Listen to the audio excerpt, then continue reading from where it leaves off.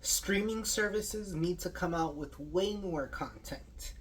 And I basically subscribe to every streaming service that exists, like all the major ones: Peacock, Max, Paramount Plus, Hulu.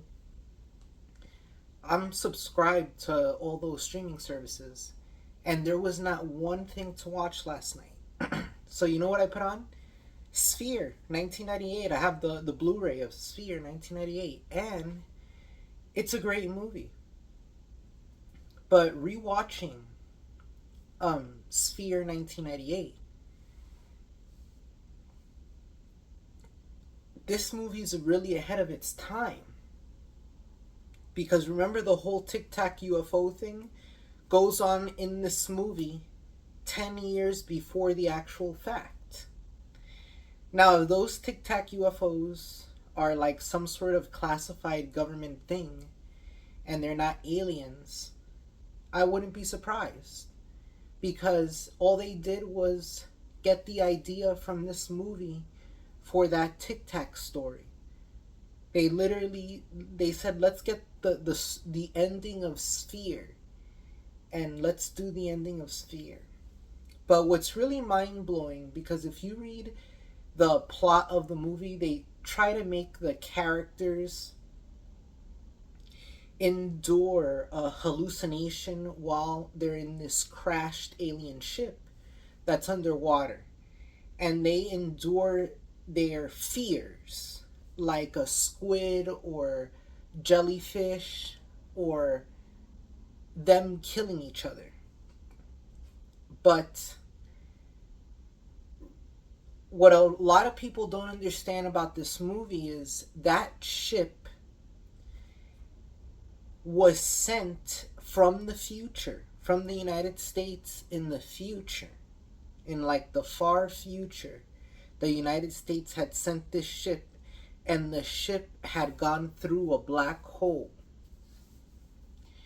And let's say if I were standing outside of a black hole and I saw you inside of the black hole, I would see you age really rapidly. Now, two things can happen while you're inside of a black hole. You're either shriveled up and destroyed, or you go through that black hole and you're transported somewhere, somewhen else.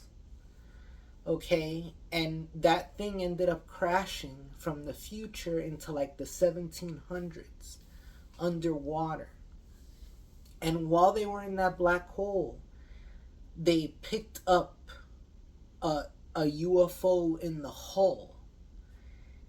And that UFO was trying to understand the humans. Now, what makes the movie so great, and this is why I have to read the book. I haven't read the book, and it's based on a Michael Crichton book, from the author of Jurassic Park. So I have to read the book. But what people don't get about the movie is that Sphere is an alien or something. It's a UFO or something. It's something that's not understood, that ship in the future had picked up from the black hole. And these people in 1998 researching the ship, Dustin Hoffman, Samuel Jackson, and the girl from Basic Instinct is in it. It starts searching their memories and trying to understand their actions and the way that humans act. And then at the end, it rises out of the water and goes back to wherever it came. But that mission, they find out when they get on the ship that ship had gone through a black hole. And yeah, this movie is very thought-provoking. I think it needs a remake or maybe a mini-series. See, HBO Max should be adapting books like this into a movie or into a mini-series. This is the type of remake I want to see of a movie. But a lot of people won't understand it because it's not very action-packed or anything. It's more about the story. And what I like also about the movie is they actually put the actors underwater. They actually had to put scuba equipment, and a lot of the scenes take place underwater.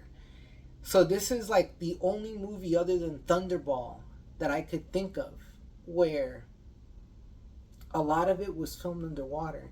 And you know what? That's really cool. That's really cool about the movie. I think it deserves a remake. This movie, and this movie, Stargate. Stargate and this movie really deserve a remake in theaters.